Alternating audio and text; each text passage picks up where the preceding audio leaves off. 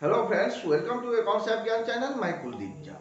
आज के वीडियो में आप तीन चीज सीखेंगे। पहला, रिकॉन्सिलेशन क्या है। दूसरा, आप सीखेंगे रिकॉन्सिलेशन में हम क्या क्या डाटा यूज करते हैं।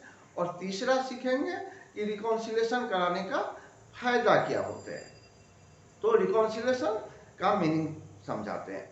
रिकॉन्सिलेशन एक अकाउंटिंग प्रोसेस है जो कंपनी के बिल से, कस्टमर के पेमेंट से, वेंडर के बिल से और कंपनी के पेमेंट से डाटा को मैच करके और फिर जो है रिसीवेबल या पेबल का डिटेल बनाया जाता है। जो हमें कस्टमर से कितना लेना है या वेंडर को हमें कितना देना है, यही चीज रिकॉन्सिलेशन का मतलब है। अब दूसरा होता है कि रिकॉन्सिलेशन में हम क्या क्या डाटा यूज करते हैं। तो देखिए, पहला जो है, हर कंपनी या बड़ी हो या छोटी हो, इंडिविजुअल फर्म हो, वो डाटा जो है दो तरह से रखते हैं मिनिमम। कोई कंपनी तीन तरह से भी रखते हैं। पहला जो है उनका सीआरएम होता है। CRM means customer relationship management. तो उस डाटा में उस कंपनी का जितना भी कस्टमर का विजिट हुआ है, जितना कॉल हुआ है, वो कस्टमर का सारे डाटा रिकॉर्ड हो जाता है। जो मास्टर डाटा होता है उसी डाटा से हम बिल करते हैं, उसी डाटा से हर चीज वैलिडेट करते हैं। पहला तो सीआरएम डाटा रखते हैं। दूसरा जो है, हर कंपनी एक अकाउंटिंग सॉफ्टवेयर रखते हैं। कोई कंपनी जो है एसएपी यूज करते हैं, बड़ी कंपनी है तो। कोई कंपनी जो है टैली यूज करते हैं। कोई कंपनी कस्टम सॉफ्टवेयर यूज करते हैं। थर्ड डाटा जो है, सो बहुत सारे कंपनी हार्ड कॉपी में यूज करते हैं, जो आज के डेट में आप सारे सॉफ्ट कॉपी में ही यूज करते हैं। तो थर्ड हार्ड कॉपी में यूज करते हैं। तो इस तरह से उनका सारे डाटा वो कलेक्ट करते हैं रिकॉन्सिलेशन के लिए। अब थर्ड नंबर है कि हमें रिकॉन्सिलेशन करा के कंपनी को या इंडिविजुअल को क्या फायदा है। अब कंपनी ये वैलिडेट करना चाहती है कि हमने जितना कस्टमर को बिल किया वो सारे पेमेंट आ गए कि नहीं।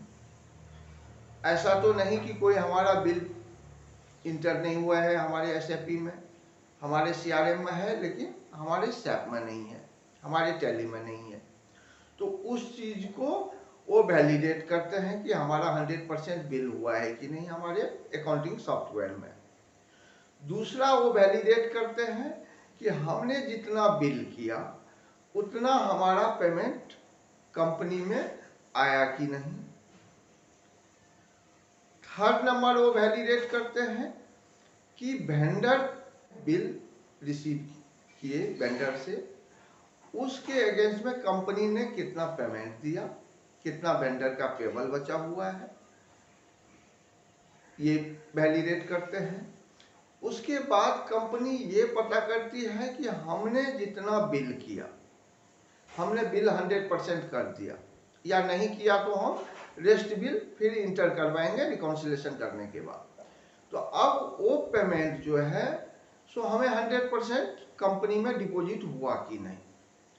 अब उसमें क्या होता है, तो कंपनी का मोड ऑफ पेमेंट जो होता है दो तरह से हो सकता है।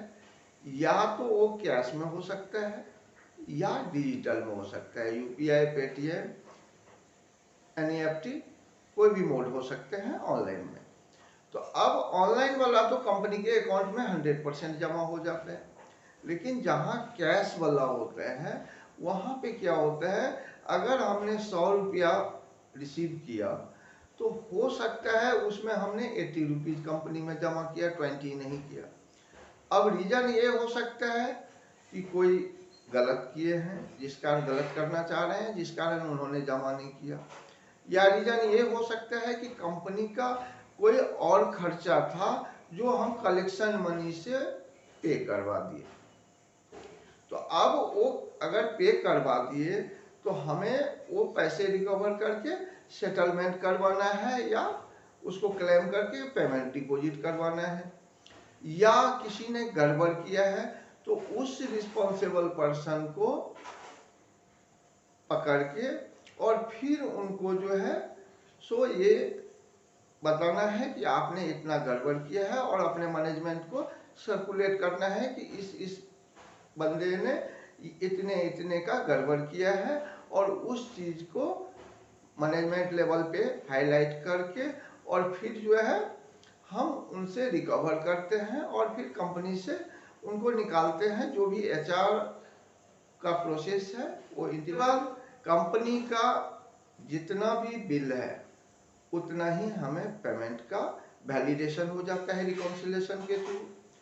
प्लस प्रोसेस में जो गलत हो रहा था तो वो जब हमें रिकॉन्सिलेशन से पता चला तो उसके बाद वो मैनेजमेंट जो है उस चीज़ को ठीक करते हैं कि जो गलती अभी हुआ है वो बाद में जाके ना हो। हमारा प्रोसेस जो कंपनी ने डिफाइन किया हुआ है उसी तरह से हमारा प्रोसेस आगे चलता रहे और कंपनी को कोई लॉस होने से बचाया जा सके।